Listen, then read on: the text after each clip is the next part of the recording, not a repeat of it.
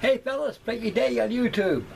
Okay guys, for a delightful Sunday evening, this is video number 3 for Papadansmodels1 community group build featuring my 1986 60 release of the Revell AD6 SKY RAIDER, the scale of 140.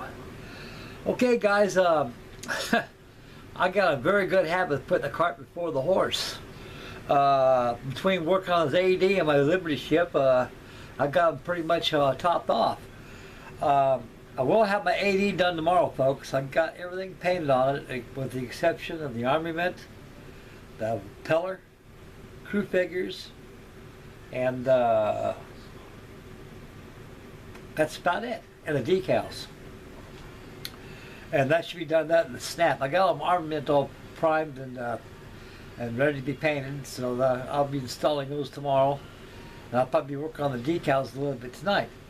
So let this thing dry a little for about 4 hours a while ago. After painting it, I put on about 4 coats of navy sea blue. Now, if I was using the Federal Standards color chips that I got on my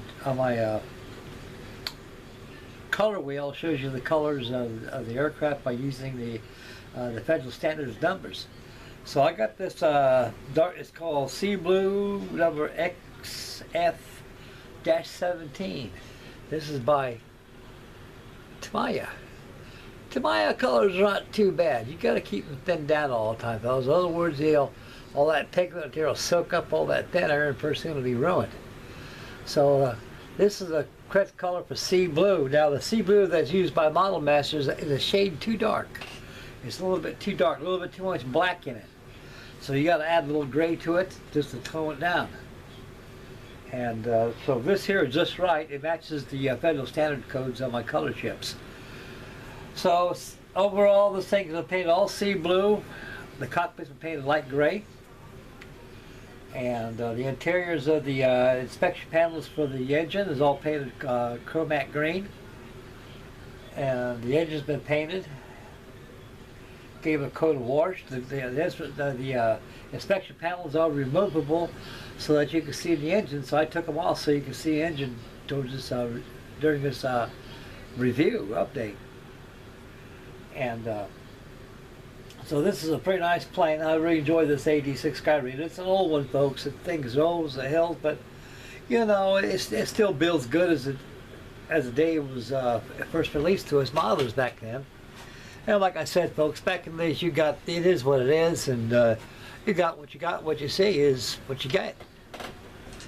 And it was very, very welcome too back in those days.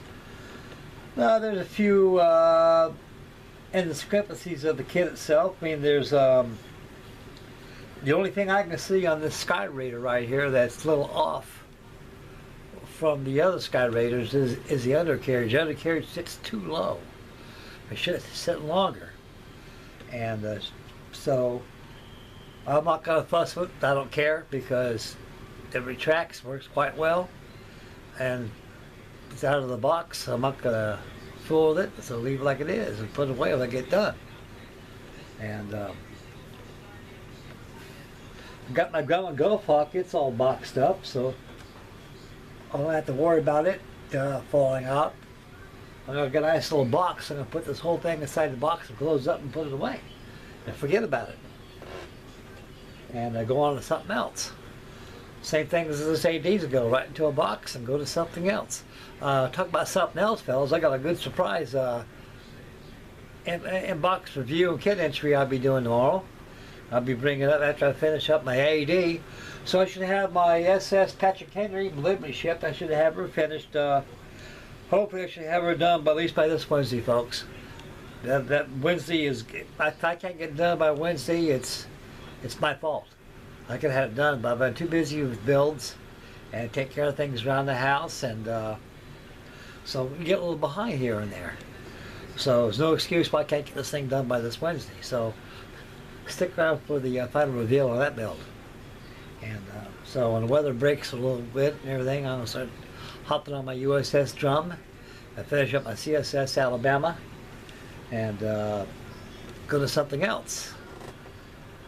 Okay guys, without further ado, I'll come over, swing over, take a look at the AD. I'll show you how much old Frankie Day's gotten on it, and we'll swing the camera back to yours truly and finish up the video. Okay guys.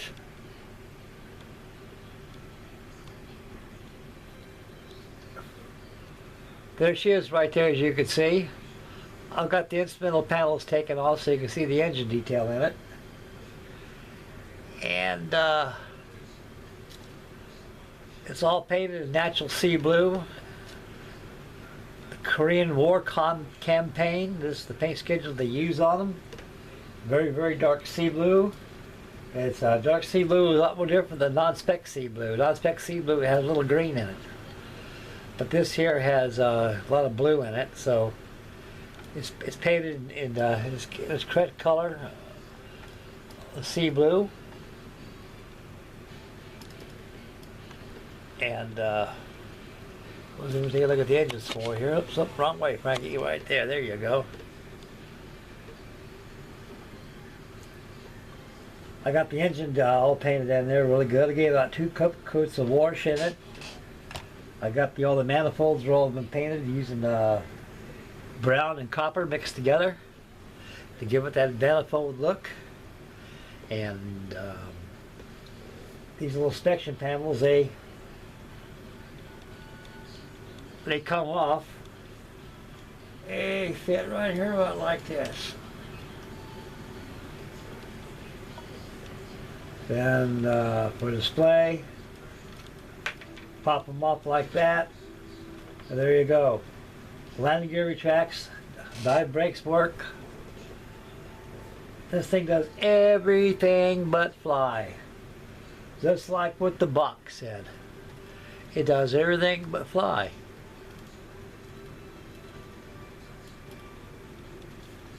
You can see the dive brakes in there. A lot of people say, hey Frank, how come it's not painted white beside those dive brakes in there? And I'll tell you why, guys. Because back in 1948, 1949, up to 52, they weren't painted that color. They're more or less painted all sea blue, like that of the aircraft itself. But post-Korean War, they more or less started painting the wheel wells white in there, and everything is blue. All interior structures were painted chromate green. Only thing that's painted chromate green is the engine mount at the bottom of it. You'll see two little bars right here that hold the front cowl in place next to the firewall, and that's all been painted. So they're optional. They were painted different colors back in those days. I mean, actually some were painted orange, some were painted white, and some were painted blue. So I made life a little easy for this old SKYRAIDER right here. Everything is blue on it. So the United States Navy back then made sure everything was dark sea blue. Something to do with camouflage, I guess.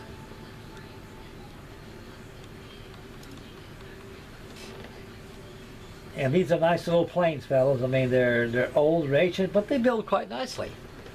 I mean, I can't see anything wrong with them because they're old school and they bring back a lot of memories. Make me feel young, like I work on these things. You gotta feel like I went down to the hobby shop, bought another one for $3. But the only way to get these guys is either eBay or vendors at model shows. That's the only 2 places where you can get them at. This kit has never been reboxed before. Only time it's been reboxed, I believe Revell done it back in very early 1980s. They had the history makers, they call it. They went in the closet and dug out some old kits that have been laying dormant for many, many years. And they more or less made just a limited production run of them.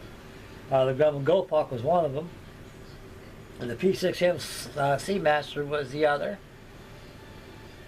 And a lot of the other ones, they just, I guess, left in the closet somewhere for some model company to buy the molds and rebox them under their name.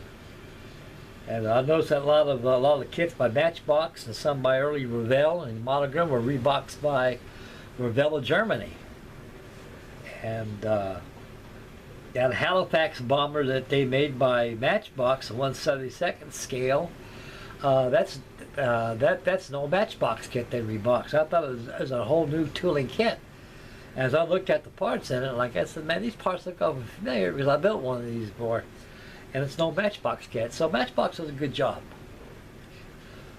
The good folks at Leslie that made them back in England, they done a real wonderful job on them. Those Matchbox kits are worth their weight in gold. I have a few in my stash right now, and they're pretty good kits. I enjoy them. Okay, guys, like I say, I let this thing dry overnight. I'm going to start putting the decals on and finish up the ordnance, install same, and get the crew figures all painted. I got to do this for Panzerman Bill. I was going to do that in Montgomery Golf Up. I got two ahead and I forgot all about it. So this time I'm not going to forget about it. I can't give you 3 figures. So I'm going to have them all painted up and put them on here.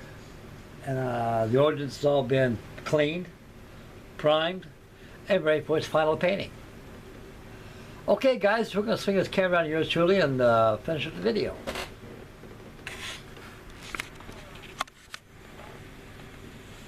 Okay, alrighty, guys, that about does it for this evening on video number 3 for Papadansmodels 1. His great community build he's got shaken down now.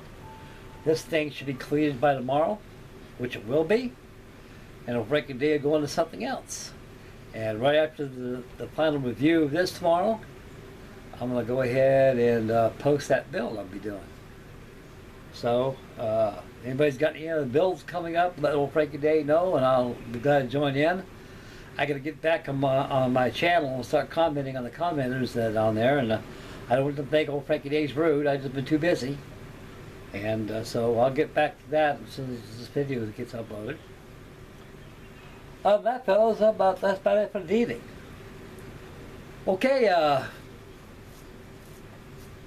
I'd like to thank everybody for tuning in. May God bless, make Mama happy. And please subscribe. Happy modeling. And enjoy yourselves, fellas. And no Frankie Day's enjoying himself. And nothing to do but build models and let the days go in and go out. Okay, guys, it's time for you to buzz on out of here. And we'll catch you tomorrow for the final reveal. Papadans Community Group build. So stay tuned for the update final reveal for my SKYRAIDER. It's Frankie Day signing off. Thank God bless, boys. We'll catch you all later. Bye, fellas.